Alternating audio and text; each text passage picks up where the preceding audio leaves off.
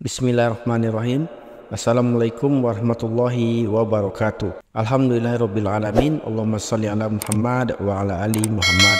Sebentar lagi Anda akan mendengarkan ringkasan dari sebuah kitab yang diambil dari sumber yang kredibel. Kami menyajikannya dengan bahasa yang mudah dipahami untuk menambah wawasan kita semua. Selamat mendengarkan. Tubuh yang fana, jiwa yang abadi, oleh Syekh Jalaluddin Rumi rahimahullah. Ada satu hal di dunia ini yang tidak boleh dilupakan. Engkau boleh melupakan apapun kecuali satu hal ini. Apabila mengingat semua hal lain tetapi melupakan satu hal ini, engkau tidak dapat menyelesaikan apapun. Itu seperti seorang raja yang mengirim engkau ke kampung dengan tujuan tertentu. Engkau pergi dan melakukan ratusan tugas lain. Apabila menolak menyelesaikan tugas utama yang untuk itu engkau dikirim, berarti engkau tidak melakukan apapun. Kami menawarkan amanat kepada langit, bumi, dan gunung-gunung, tetapi semuanya enggan untuk memikul amanat itu, dan mereka khawatir akan mengkhianatinya. Dan dipikulah amanat itu oleh manusia. Sungguh manusia itu sangat zalim dan sangat bodoh. Quran Surat Al-Ahzab ayat 72. Kami menawarkan amanat kepada langit dan mereka tidak mampu menerimanya. Pertimbangkan betapa besar kejutan pikiran dan perbuatan yang mereka lakukan. Mereka mengubah bebatuan jadi rubi dan zamrud. Mereka mengubah pegunungan menjadi tambang emas dan perak. Mereka menyebabkan tanaman di bumi berkembang dan seterusnya. Mereka memberi kehidupan dan menciptakan taman surgawi. Bumi pun menerima biji-bijian dan kemudian memberikan buah-buahan dari bijian-bijian yang ditanam. Pegunungan pun menghasilkan berbagai mineral. Segalanya dilakukan, tapi satu hal itu tidak mampu mereka lakukan. Hanya manusia yang mampu melakukannya. Dan sungguh kami telah memuliakan anak cucu Adam. Quran Surat Al-Isra ayat 70. Tuhan tidak berkata kami telah memuliakan langit dan bumi. Maka sudah menjadi kewajiban manusia untuk melakukan apa yang tidak mampu dilakukan langit, bumi, dan gunung-gunung. Apabila manusia menyelesaikan tugasnya, ketidakadilan dan kebodohan yang menjadi sifat manusia akan sirna. Engkau boleh meragukan dan menyatakan bahwa sekalipun tidak menyelesaikan tugas itu, engkau telah melakukan banyak perbuatan lain. Tetapi aku katakan kepadamu bahwa manusia tidak diciptakan untuk pekerjaan lain. Itu bagaikan engkau menggunakan pisau baja India yang bernilai dari barang yang engkau temukan di dalam harta karun raja sebagai parang untuk memecah daging busuk. Engkau kemudian membenarkan perbuatanmu dengan berkata, aku tidak dapat membiarkan pisau ini menganggur. Aku menggunakannya untuk sesuatu yang baik. Bagaikan engkau menggunakan mangkok emas untuk memasak lobak. Satu pecahan dari mangkok itu mampu membeli ratusan periuk. Seperti engkau menggunakan belati tersepuh permata untuk tempat menggantung labu pecah agar tetap bertahan dan berkata, aku menggunakan belati ini untuk menggantungkan labu itu. Aku tidak bisa membiarkan belati ini menganggur. Tidakkah itu keduanya menyedihkan dan menggelikan? Apabila labu mampu dengan baik dilayani oleh pasak kayu atau paku besi yang bernilai uang recehan, mengapa harus menggunakan belati yang harganya ratusan dinar untuk maksud seperti itu? Tuhan telah menetapkan harga yang tinggi kepadamu, sebagaimana Dia telah berfirman, sungguh Allah telah membeli dari orang-orang mukmin diri dan harta mereka dengan memberikan surga untuk mereka. Quran Surat At-Taubah ayat 111. Engkau akan melampaui dunia ini dan hari kemudian dengan suatu nilai. Apa yang mesti aku lakukan jika engkau tidak mengetahui nilaimu sendiri? Janganlah menjual dirimu dengan harga murah, karena engkau sangat berharga. Allah Subhanahu wa Ta'ala berfirman, aku telah membeli setiap nafas yang kau hirup. inti darimu dan rentang kehidupannya. apabila mereka membelanjakan kepadaku dan memberikan kepadaku, harganya adalah surga abadi. Inilah yang layak kepadaku. Apabila engkau menjual dirimu kepada neraka, engkau berbuat tidak adil pada dirimu, seperti manusia yang menusukkan pisau berharga ribuan dinar pada dinding dan menggantungkan periuk atau labu di atas pisau itu. Engkau menggunakan dalih menyibukkan diri dengan ratusan amal terpuji. Engkau berkata, aku telah mempelajari fikih, hikmah, logika, astronomi, kesehatan, dan seterusnya. Semua ini untuk dirimu sendiri.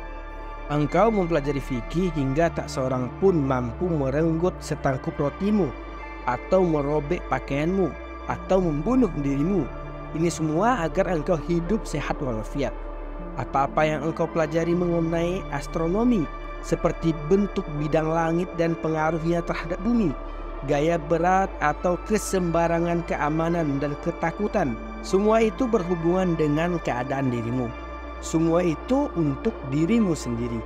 Di dalam astrologi, tanda keberuntungan dan ketidakberuntungan berhubungan dengan pengawasan diri. Itu masih untuk dirimu pada akhirnya. Apabila engkau merenungkan masalah itu, akan tersadari bahwa engkau adalah substansi dan segala hal itu adalah bawahan terhadapmu.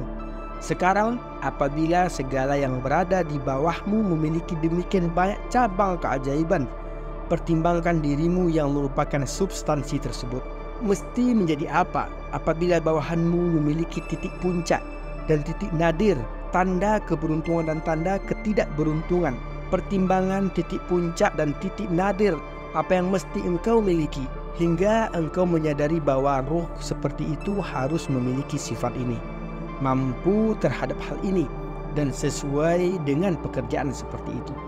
Di samping makanan yang dimakan untuk mempertahankan dirimu secara fisikal, ada lagi makanan lain yang engkau butuhkan. Seperti yang telah dikatakan Rasulullah SAW, aku menghabiskan malam dengan Tuhanku, dan dia memberiku makan dan memberiku minuman. Di dunia ini engkau telah melupakan makanan lain itu dan menyibukkan dirimu dengan makanan dari dunia ini. Siang dan malam engkau menyediakan makanan untuk tubuhmu. Sekarang tubuh ini adalah kudamu dan dunia ini adalah pelayannya. Makanan kuda tidak sesuai untuk pengendaranya. Seekor kuda mempertahankan dirinya menurut kelazimannya sendiri, karena engkau telah diluputi sifat kebinatangan dan kehewanan. Engkau tetap di atas pelana dengan kuda dan tidak memiliki tempat di antara jajaran para raja dan pangeran dari dunia tempat hatimu berada. Karena tubuh menguasaimu, engkau mesti mematuhi perintah tubuhmu. Engkau tawanan bagi tubuhmu. Seperti Majnun ketika dia memutuskan berangkat ke negeri Laila.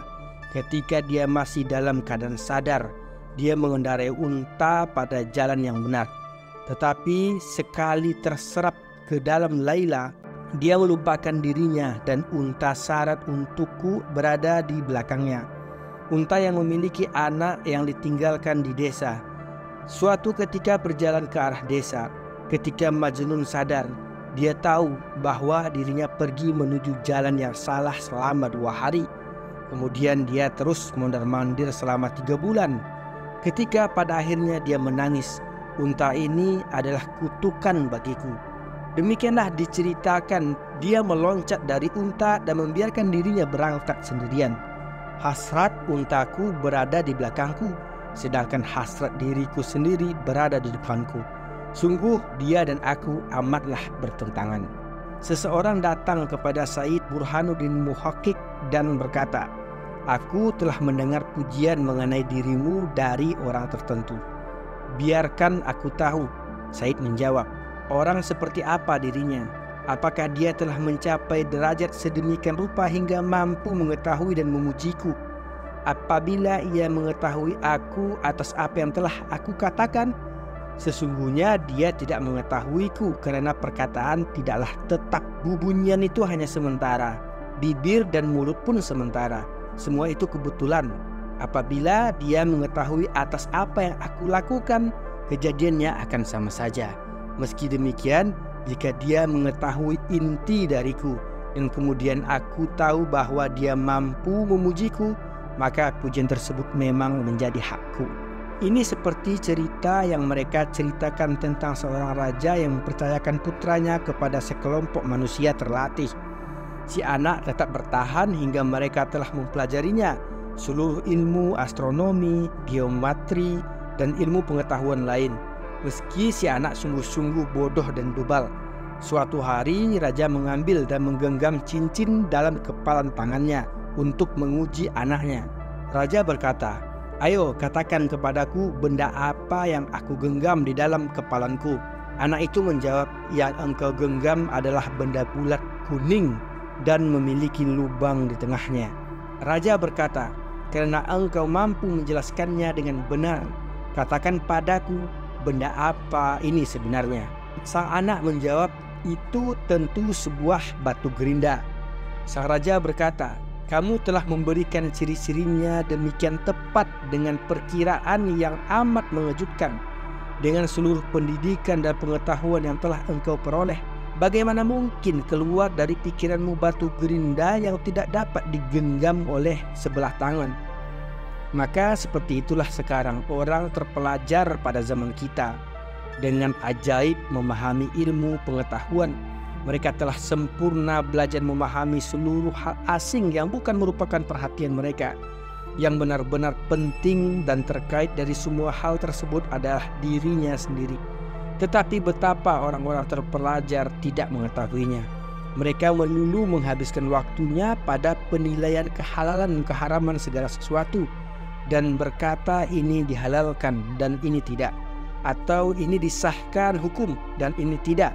Meski demikian, kebundaran, kekuningan, rancangan, dan kebulatan dari cincin raja adalah kebetulan. Karena apabila engkau melemparkannya ke dalam api, tidak satu pun dari seluruh hal itu tersisa. Dia menjadi inti sarinya, terbebas dari segala ciri-ciri itu. Seluruh ilmu pengetahuan, amal, dan perkataan mereka letakkan di depan. Semuanya tidak memiliki hubungan dengan intisari bendanya, yang akan tetap ada ketika seluruh sifat fisiknya sirna, seperti halnya seluruh sifat dari yang mereka katakan dan mereka uraikan. Pada akhirnya mereka akan membuat penilaian bahwa sang raja memegang batu gerinda pada kepalan tangannya, karena mereka tidak mengetahui inti yang utama dari suatu benda. Aku adalah burung, seekor bulbul, atau seekor nuri, karena suaraku telah ditetapkan dan tidak dapat membuat suara lain apapun. Jika aku diminta untuk menghasilkan bunyi lain yang berbeda, aku tidak akan mampu. Sebaliknya, terhadap hal ini adalah contoh seorang yang belajar meniru suara burung. Dia bukan burung sama sekali. Kenyataannya dia adalah musuh burung, seorang pemburu. Tetapi dia mampu membuat burung menyahut karena menganggap suara itu sebagai suara burung. Karena bunyi yang dia buat dikira-kira dan tidak pantas jadi miliknya. Apabila diminta, dia mampu membuat bunyi berbeda. Dia mampu membuat sahutan berbeda karena dia telah belajar. Di dalam menjalani hidup ini, kita sering lupa akan tujuan utama dari keberadaan kita di dunia. Kita terpikat oleh gemerlapnya dunia dan lupa bahwa kita diciptakan dengan tujuan yang paling tinggi. Tuhan telah menetapkan amanat yang tidak mampu dipikul oleh langit, bumi, dan gunung-gunung. Amanat ini adalah tanggung jawab yang besar yang hanya manusia yang mampu menanggungnya. Manusia diciptakan untuk mengenal Tuhannya, beribadah kepadanya, dan menjalani hidup sesuai dengan petunjuknya. Dengan menyadari nilai diri kita dan tanggung jawab besar ini, kita tidak akan menjual diri kita dengan harga murah atau sibuk dengan hal-hal yang tidak penting. Sebaliknya, kita akan memfokuskan diri pada tujuan utama kita dan menjalani hidup dengan penuh makna dan keikhlasan karena Allah Subhanahu wa Ta'ala. Assalamualaikum warahmatullahi wabarakatuh.